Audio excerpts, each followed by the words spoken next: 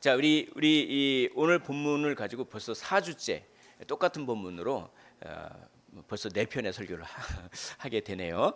예, 이렇게 그만큼 이 본문이 아주 굉장히 깊은 본문이에요. 자, 한번 우리가 이렇게 복습을 할 겸 한번 떠올려 볼까요? 쓴 물을 단물로 바꿨다. 이 단순한 그 사건이 굉장히 많은 의미가 있는데요. 첫 번째 뭡니까? 죽음을 생명으로 바꿨다. 인생 역전이다. 여기 계신 모든 분들은 인생 역전하셨어요. 마귀의 자녀에서 하나님의 자녀로요.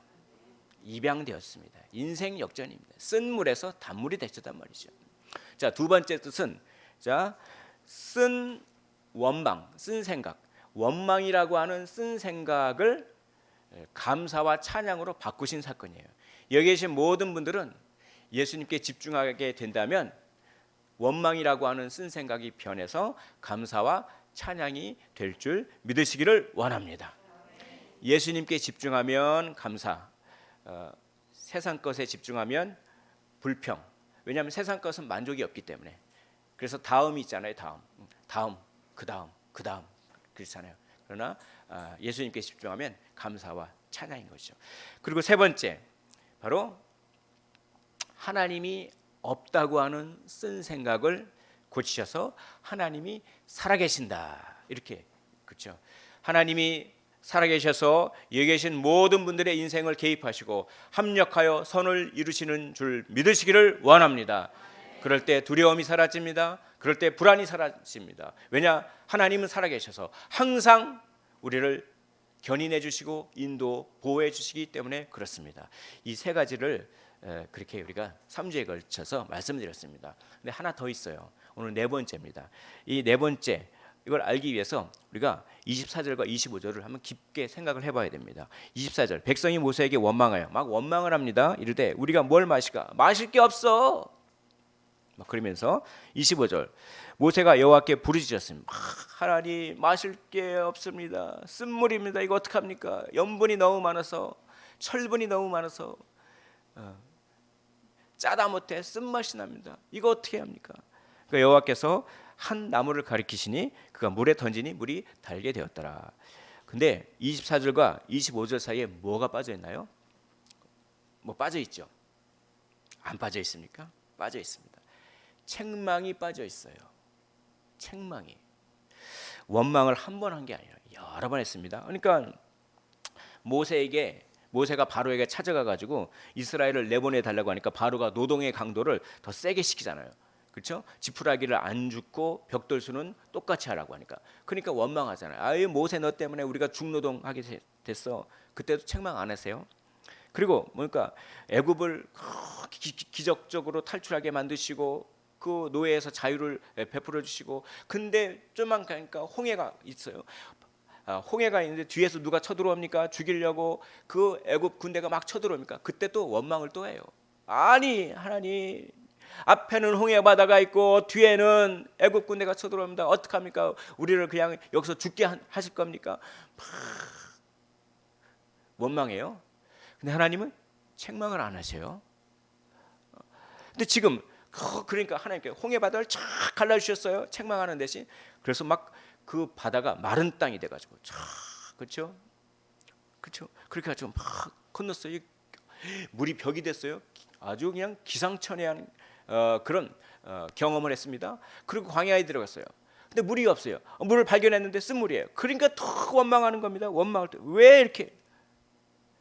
이쯤 되면은 하나님의 책망과 심판이 나올 법도 한데 안 그러세요. 하나님은 마치 빚쟁이처럼, 마치 빚이라도 진 사람처럼 책망도 하나도 안 하고 물을 공급해 주신 것입니다. 그리고 뭡니까? 물을 그냥만 공급해 주신 게 아니라 풍성히 공급해 주세요. 오늘 27절 말씀 우리 한 목소리로 읽어볼까요? 27절 말씀, 자 시작. 그들이 엘림에 이르니 거기에 물샘 12과 종려나무 70그루가 있는지라. 거기서 그들이 그 물 곁에 장막을 치니라. 성경에서 10이라고 하는 숫자는 충만한 숫자입니다.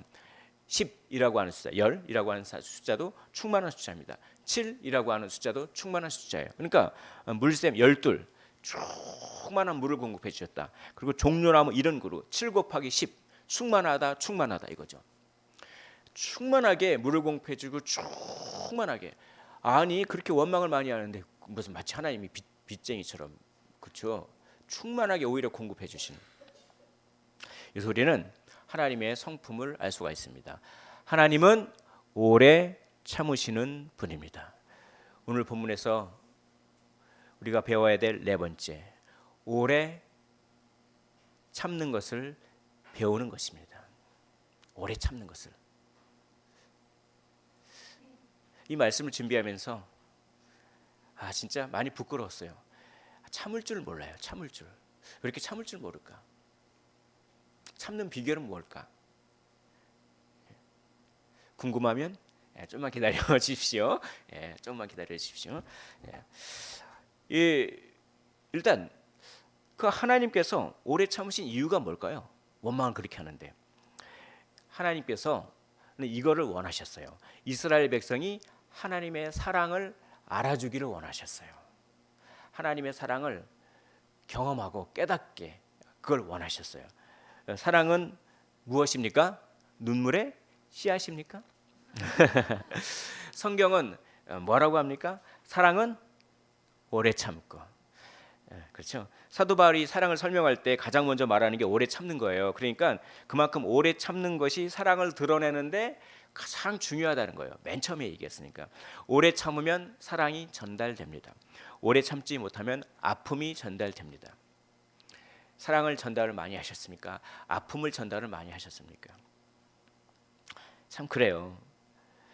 만약에 오래 참지 못하면 진짜 아픔을 전달하기 때문에 눈물의 씨앗이 되는 것이죠.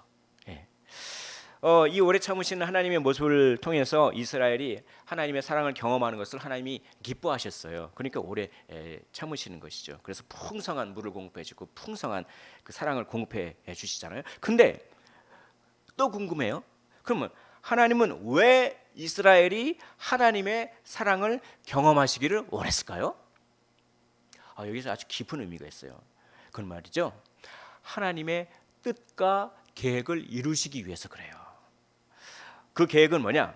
출애굽기 19장 6절에 있어요. 출애굽기 19장 6절은 출애굽의 목적이 나와 있어요. 왜 하나님께서는요 그 이스라엘 백성을 출애굽을 왜 시켰을까? 그 목적이 나와 있습니다. 단지 가나안 땅에 들어가게 하기 위해서 그거 아니에요. 출애굽기 19장 6절을 제가 한번 읽어보겠습니다. 너희가 내게 대하여 제사장 나라가 되며 거룩한 백성이 되리라. 너는 이 말을 이스라엘 자손에게 전할지니라. 아멘. 출애굽의 목적은 두 가지예요. 이스라엘이 어떤 나라가 된다? 제사장 나라가 되는 거예요. 이 말은 뭐냐면 제사장이라고 하는 말은 이 말이에요. 하나님을 전파하는 나라 이런 뜻이에요. 쉽게 말하면 영향력을 전파하는 나라, 선한 영향력을 전파하는 나라가 되게 하기 위해서 출애굽했다는 겁니다. 복음의 영향력을 전파하는 나라, 그렇죠? 우리가 살면서 우리의 말과 행동은 다 영향력을 전파하게 돼 있어요. 악한 영향력이든 성한 영향력이든 그래요. 우리 믿는 사람은 어떤 영향력? 복음의 선한 영향력, 사랑의 영향력. 오래 참으면 그런 영향력이 전파되죠. 또 출애굽의 목적은 거룩한 백성이 되게 하기 위해서. 그러니까 거룩한 백성이 되고 영향력을 전파하는 그런 백성이 되기 위해서 출애굽을 시켰어요. 그 당시에 가나안 땅은요. 가나안 땅은 동성애가 굉장히 많이 퍼져 있고 굉장히 하나님 보시기에 악한 그런 땅이었어요. 가나안의 7 족속, 헷 족속, 아모리 족속 그런 그들이 죄가 그래서 이스라엘 백성을 하나의 심판의 도구로서 그렇게 출애굽을 하신 거예요. 그래서 군사훈련 시켜요. 어디서요? 광야에서요. 그게 민수기예요. 민수기는 군사훈련 시키는 책이에요. 군사훈련을 막 시켜서 뺑뺑이 돌리고 막 영적으로 무장해요. 그렇죠? 그래서 훈련이 다 되니까 뭡니까? 여호수아를 통해서 정복 전쟁을 요단강을 건너서 정복 전쟁을 시켜요. 그래서 뭡니까? 거룩하지 못한 백성을 다 심판하고 그곳을 거룩하게 하라는 얘기예요. 가나안 땅을. 그래서 너희가 거룩한 나라가 되고, 그렇죠? 그리고 뭡니까? 거기서 거룩한 영향력을 다른 주위의 나라에 다 전파하라. 거룩한 나라가 되고 거룩한 영향력을 전파하라. 제사장 나라가 되라. 이게 이제 하나님의 뜻이에요. 근데 이 뜻을 이루기 위해서는 먼저 하나님과 뭘 체결해야 되냐면 계약을 맺어야 돼요. 너 이제 나랑 계약 맺자. 나는 너의 하나님이 돼서 너를 막 지켜주고 보호해주고 너를 사랑해주고 그리고 네가 정말 먹을 게 부족하면 먹을 거 주고 마실 게 부족하면 마실 것도 주고 네가 사망의 음침한 골짜기를 떠나 막 찾아 헤매고 인생을 방황하고 그럼 내가 거기에 있어서 나의 지팡이와 막대기로 정말 너를 지켜줄 것이다. 나는 너의 그렇게 하나님이 될 거야. 그 대신 너는 나의 말을 지켜라. 순종해라. 그리고 거룩한 나라가 되고 그리고 영향력을 전파하라. 이런 계약서에 사인을 해야 돼요. 계약을 맺어야 된단 말이죠. 그걸 언약을 맺는다라고 해요. 그 언약이 어디 나오죠? 그게 출애굽기 19장 20장에 나와요. 그렇죠? 그 언약 그 계약서가 뭡니까? 그 계약서 나는 너의 하나님이 되고 너는 나의 백성이 돼서 나의 법칙대로 살아라. 사인. 그 계약서가 뭡니까? 그 계약서가 십계명이에요. 십계명처럼 살면 그렇게 살면 거룩한 영향력이 전파되는 거죠. 그렇죠. 그거예요. 그러니까 이 시내산이라고 하는 곳에서 뭡니까? 막 구름이 빽빽하고 번개 천둥이 막 칠 때 하나님이 임재하시는 거죠. 나타나시는 거죠. 그래서 계약하는 것이에요. 계약. 나는 너를 끝까지 책임져 줄게. 그 대신 너는 나의 뜻을 순종해라. 그 계약서 십계명 다 이렇게 그 계약을 맺어야 돼요. 근데 그럼 계약을 맺으려면 마음이 열려 있어야 될까요? 마음이 닫혀 있어야 될까요? 열려 있어야 돼요. 마음이 열려 있어야 되냐면요. 마음 참 사람 마음 열기 너무 힘듭니다. 너무 힘들어요. 마음을 열려면요. 억지로 막 억압하면 될까요? 우리 그 안데르센인가 동화 작가 있잖아요. 그 바람과 햇빛이 내기를 했잖아요. 내기를 했는데 그 마음을 여는 거죠. 그런데 그냥 뭡니까 그냥 바람이 쫙 부니까 뭡니까 옷을 막 찢어지려니까 옷을 더 이렇게 하잖아요. 더 마음을 닫잖아요. 바람이 세차게 불고. 근데 햇빛이 넉넉하게 일종의 하나님은 거룩한 햇볕 정책을 피시는 거예요. 쫙 비춰지니까 스스로 옷을 벗어. 스스로 마음을 열어. 네, 그래요. 계약을 맺으려면 너 이거 지켜야 돼. 안 지키면 너 벌 받아. 그래서 억지로 맺으면 안 되잖아요. 그 계약이 참 이 계약은 너무나 가치 있고 이 계약은 너무나 좋은 것이다. 스스로 마음이 열려서 그 계약을 그 십계명을 율법을 스스로 사랑하게끔 해줘야 되잖아요. 그 마음이 열어져야 돼. 그럼 뭡니까? 하나님에 대한 중요합니다. 하나님에 대한 긍정적인 개념이 생겨야 돼요. 하나님은 정말 저런 분이시구나. 하나님에 대한 긍정적인 개념이 생겨야 어떻게 됩니까? 마음을 열죠. 그래서 계약을 하죠. 그래야 제사장 나라 그리고 거룩한 백성이 되죠. 하나님이 이스라엘 백성에게 긍정적인 마음이 생기려면은 좀만 잘못하면 막 지적하고 좀만 잘못하고 실수하자면 그냥 바로 벌 주고 그러면 되겠습니까? 그러니까 하나님 오래 참으시는 거예요. 하나님에 대한 긍정적인 마음이 생기게 하기 위해서 하나님의 사랑을 경험하게 하기 위해서 그래서 그들이 마음이 열려서 어떻게 합니까? 계약서에 자발적인 마음으로 하나님이 저런 분이시라면 내가 기꺼이 하나님의 법칙을 따르겠다. 자원하는 마음으로 계약서에 사인을 하게 하기 위해서 하나님 참으시는 거예요. 우리는 긍정적인 개념이 필요합니다. 긍정적인 아버지 개념이죠. 참 제가 회개를 얼마나 많이 했는지 모르겠습니다. 무슨 그런 게 있어요. 제가 아무래도 이 수험생 아빠다 보니까 무슨 가끔씩 유튜브에 무슨 티처스 어쩌고저쩌고 이게 있는데요. 뭐 유명한 일타 강사들이 나와서 하는 건데 어떤 가정이 나오는데 그 가정에 어떤 아이가 이제 자기 나름대로 자기 딴에는 공부를 열심히 해요. 열심히 하는데 그 아버지가 굉장히 대단한 분이에요. 굉장히 대단한 분이고 그냥 그래서 자기 아이의 공부 계획을 다 짜줘. 딱 짜고 그리고 누가 봐도 아주 기막힌 계획이야. 그리고 영어는 이렇게 공부하고 수학은 이렇게 공부하고 하루에 몇 시부터 몇 시까지는 하고 막 그걸 짜줘. 근데 그 아이는 자기 나름대로 계획이 있어. 자기도 나름대로 열심히 하려고 그래. 근데 그 아버지가 물론 객관적으로 보면 아버지의 계획이 굉장히 탁월합니다. 그 계획에 아들을 그 틀에 끼워 맞추려고 하는 거죠. 그러면서 이런 얘기를 합니다. 내가 널 얼마나 사랑하는지 아니? 사랑해서 이러는 거야. 내가 널 얼마나 사랑하는지 아니? 그래서 그 아이하고 이제 인터뷰를 하는 거예요. 그 아이하고 인터뷰를 하는데 이제 아버지는 나중에 그걸 보는 거죠. 그래서 그 인터뷰하는 그 PD인가요? PD가 이렇게 물은 거예요. 그 아버지가 너를 사랑하는지를 아니?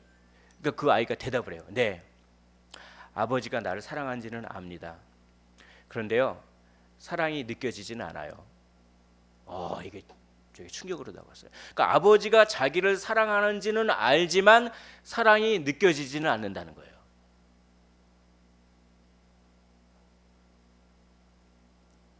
그러니까 이 아버지에 대한 긍정적인 개념이 있어야 돼요. 그래야 하나님 아버지 할 때 보통 사람이 자기 아버지에 대한 그 경험을 하나님 아버지 할 때 이게 투영을 하거든요. 그러니까 이 아버지에게 가정 폭력을 그렇게 당하고 그런 자매가 그 신앙이 참 들어오기가 힘들었던 모양이에요. 그런 간증을 들었습니다. 왜냐하면 하나님 아버지 하면 그 아버지의 어떤 그런 폭력성이 그 이미지가 겹치면서 하나님 아버지 할 때 아버지는 생물학적 아버지라는 뜻이 아니라 모든 것의 근원이 된다. 그거를 아버지라고 하는 인간의 용어로 표현한 것이 생물학적 아버지가 아니에요. 근데 그걸 그렇게 투영하니까. 그래서 그렇죠. 그러니까 사랑이라고 하는 것은 내가 어떤 사람을 사랑하는지를 단지 안다라는 데서 떠나서 사랑이 느껴지도록 하는 게 참 중요하지 않을까. 그러려면요 참아야 되더라고요. 참아야 돼요. 계속 참아야 돼요. 계속 계속 참아야 됩니다. 그래가지고 마음의 문이 열리도록. 그래서요 하나님은 공의 하나님이시기 때문에 죄에 대해서 벌해야 되잖아요. 그럼 계속 참으시면 안 되죠. 공의가 아니니까. 근데 하나님이 나중에 성경을 한번 이 성경 그런 관점을 읽어보십시오. 이제 10계명을 맺고 계약을 맺은 다음에는요 실수하고 그렇게 죄에 넘어지면 벌을 주세요. 그때부터는 그래요. 계약을 맺기 전까지는. 그러니까 이 하나님에 대한 이 긍정적인 개념 굉장히 중요한 거죠. 그래서 오래 참는 거죠. 이 본문을 보면서 나는 사랑이 느껴지게 했는가? 이거 반성이 되더라고요. 회개가 되더라고요. 오래 참는 게 답입니다. 근데 오래 참는 게 쉬울까요? 어려울까요? 쉬워요. 저는 오래 잘 참습니다. 그런 분은 최고입니다. 최고. 10만 원 드리겠습니다. 농담이고요. 오래 참는 게 어렵죠. 그래서 생각해봤어요. 뭐 어떻게 하면 오래 참을 수 있을까? 오늘 본문을 통해서 오래 참는 비결 두 가지, 비결이라고 하기보다는 원리 두 가지를 제가 짤막하게 소개해드리고자 합니다. 첫째는 사명을 가지는 거예요. 목표를 가지는 겁니다. 오늘 하나님은 자기의 그 목표를 생각하셨어요. 이 이스라엘 백성이 정말 나와 언약을 맺고 거룩한 나라와 제사장 나라가 되게 해야겠다라고 하는 목표를 생각하셨어요. 그 계획과 목표를 바라보시면서 이스라엘 백성은 오래 참으셨어요. 이것은 우리에게 오래 참는 여러 비결 중에 굉장히 핵심적이고 중요한 비결, 그 원리 하나를 알려줍니다. 뭡니까? 목표와 사명은 의지를 강하게 한다는 것입니다. 그래서 자식 때문에 참고 살았다, 이 말 많이 하죠. 내가 정말 자식이 없었으면은 진짜, 그래서 참 남편에게 시달리니까 정말 이렇게 문을 열고 집을 나가서 한 1km 좀 거는데 자꾸 아들 딸 생각이 나니까 도로 들어왔다, 이런 말들을 많이 들어보잖아요. 사명은 의지를 새롭게 합니다. 그리고 정말 이 뭡니까, 합격이라고 하는 목표와 그 사명을 생각할 때 절제하고 참을 수 있는 그 능력이 생기는 것이죠. 그러므로 오래 참는다라고 하는 것은 사명을 생각하고 목표를 생각하는 것입니다.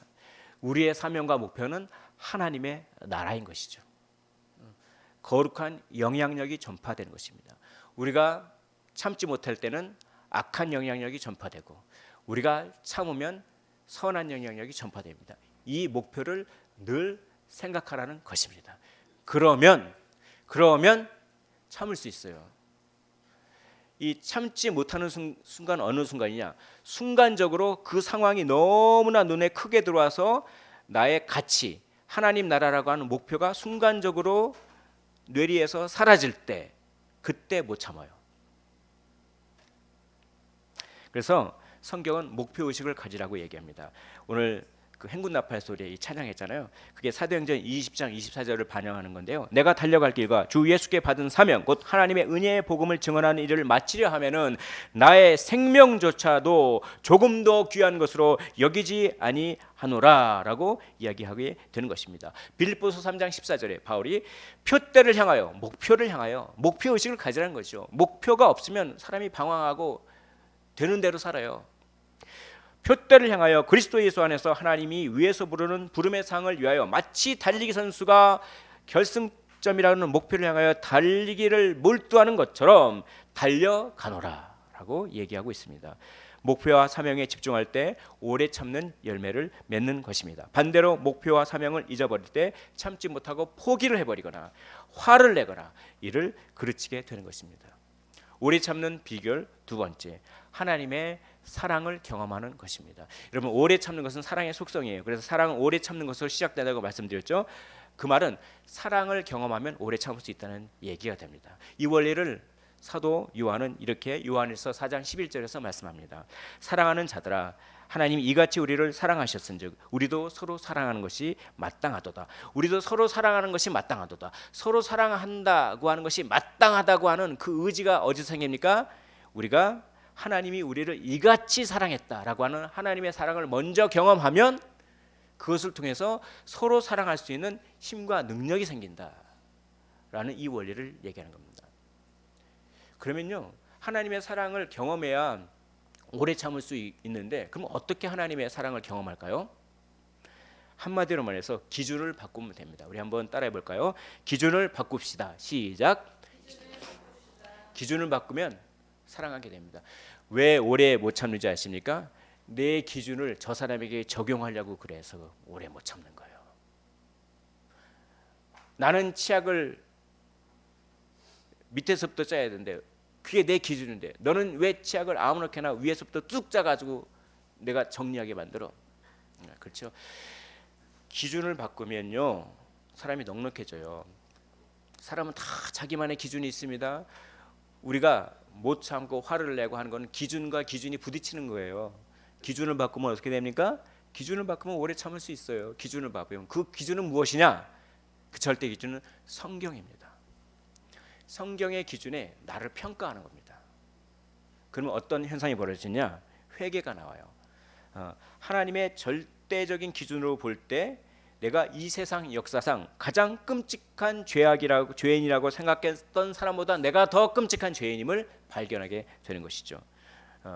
내가 어느 정도 죄인이 아니라 지옥에 떨어져도 할 말이 없을 정도의 죄인임이 인정되는 것입니다. 그리고 회개가 터지는 거예요. 이게 하나님의 사랑을 경험하는 첫 번째입니다. 그래가지고 이거를 경험했던 사람은, 그런 우리 모든 신앙의 선배들은 죽을 수밖에 없는 죄인, 혹은 벌레만도 못한 죄인, 이런 표현을 많이 쓰잖아요. 그러면 성경의 기준으로 했을 때 내가 그런 죄인임이 인정되어지면 또 성경에는 무엇이 쓰여 있나요? 우리가 용서받을 수 있는 방법도 쓰여 있잖아요. 그렇죠? 그 방법이 뭡니까? 예수 그리스도의 십자가. 그렇죠? 그러니까 성경을 읽고 성경을 기준으로 삼는 거예요. 그러면 내가 정말 내가 지옥 갈 수밖에 없는 죄인임이 인정되면서, 그러나 내 죄가 용서받을 수 있다고 하는 그게 성경에 기록되어 있는데 그게 예수 그리스도의 십자가다. 이걸 받아들이게 되는 것이죠. 그러면 와, 하나님께서 나 같은 죄를 구하기 위해서 자기 아들을 죽이셨구나. 그래서 원래 내가 받아야 될 죽음의 형벌이 이제 나에게는 없구나. 그리고 정말 하나님께서 나를 오래 참아주셨구나. 내가 예수 그리스도를 정말 일생의 어느 때, 어려서부터 믿을 수 있고 죽기 전에 믿을 수 있고 그랬잖아요. 그때까지 내가 예수님을 믿고 회개할 그때까지 하나님은 나를 오래 참으셨구나. 그게 경험되는 겁니다. 그럼 하나님의 사랑이 경험돼요. 하나님 나를 참아주셨다고 하는 게 정말 성은이 만극하나이다 보다 그거보다도 더 표현을 못하죠. 그것도 정말 내 기준대로 했어요. 내 기준대로 했는데 그런 나를 참아주셨다고 하는 그것이 그 삶이 내 어려서부터의 삶이 주마등처럼 쫙 지나가면서 나를 참아주셨구나. 근데 문제는 뭡니까? 문제는 너무나 많은 사람들이 하나님의 성경 절대 기준으로 자기를 평가하려고 하지 않아요. 그죠?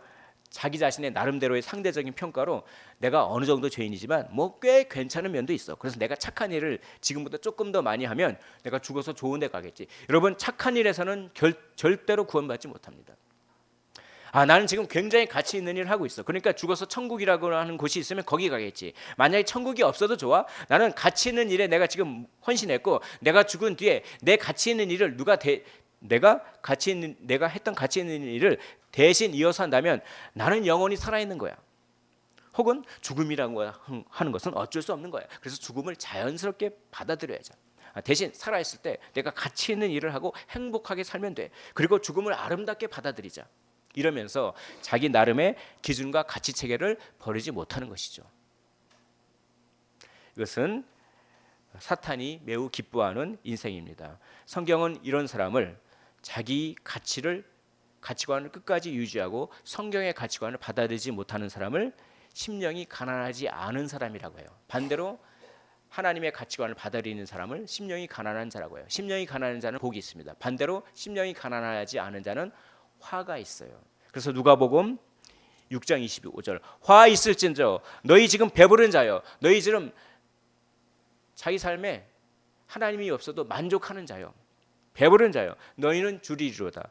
화 있을진저 너희 지금 웃는 자여 지금 이 땅에서 행복하고 웃고 희희낙낙거리고 하나님은 모르면서 그러면 너희가 그 나라에 가서는 지옥에 가서는 애통하며 울리로다.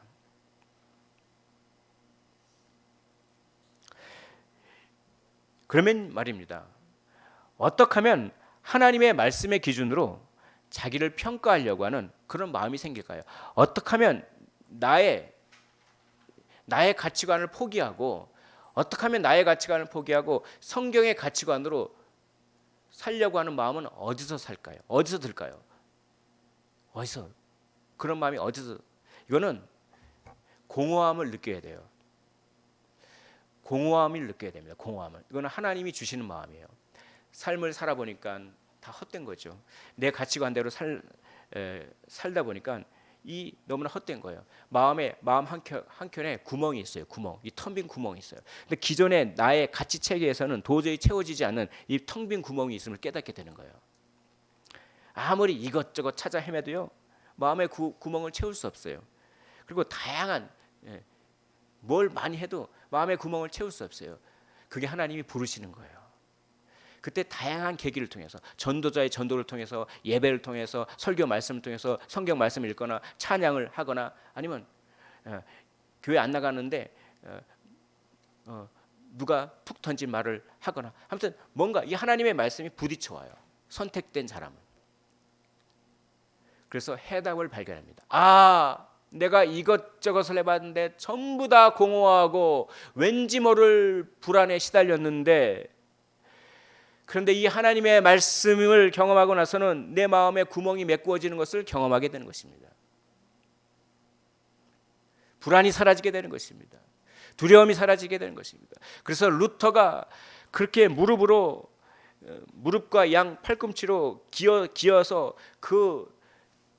성당에 있는 그 계단을 수많은 계단을 오르락 내리락 하면 그 고행으로 나의 불안함과 나의 그런 것들을 떨쳐 버리려고 수많은 계단을 올라가도 아무리 해도 공허함과 불안함을 이기지 못했는데, 그렇죠? 의인은 믿음으로 말미암아 살리라. 믿음이구나. 내 노력이 아니라 그저 믿기만 하면 되는구나.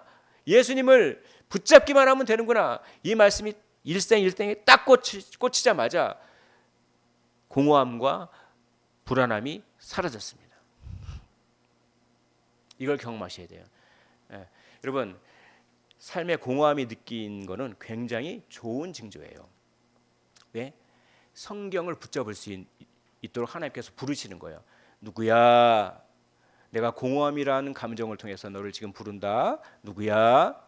자꾸 세상 철학은 해답을 안 줘요. 세상 철학은 허무하기만 합니다. 전부 허무주의에 빠져요. 모든 철학이 다 그래요.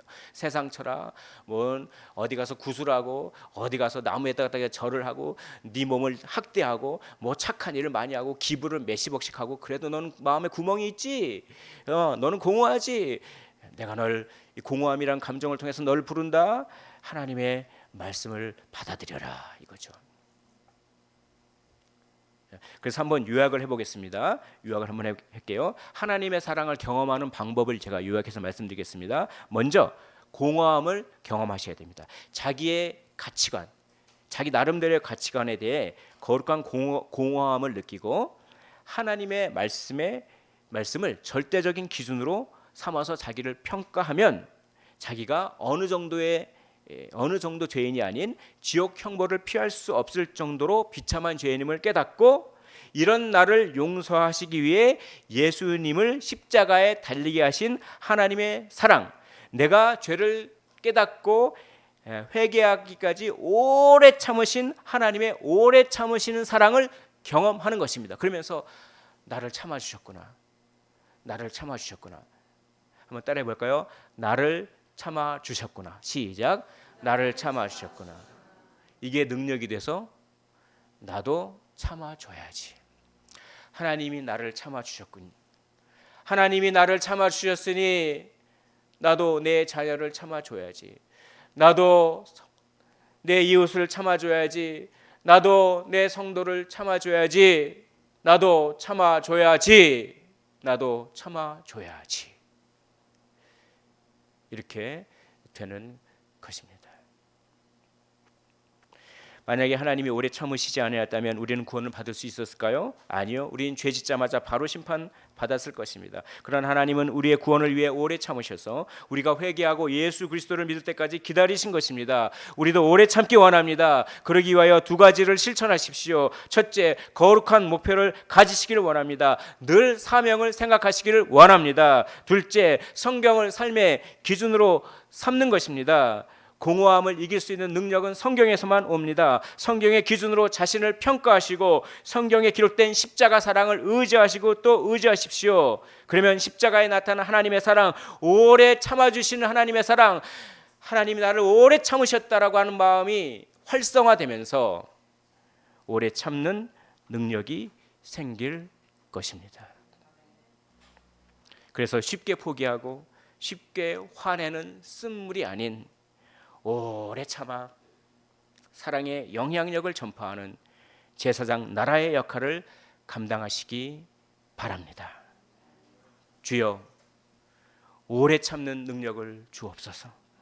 주여, 오래 참아 복음을 전하고 쓴물이 아닌 단물로 살게 하옵소서.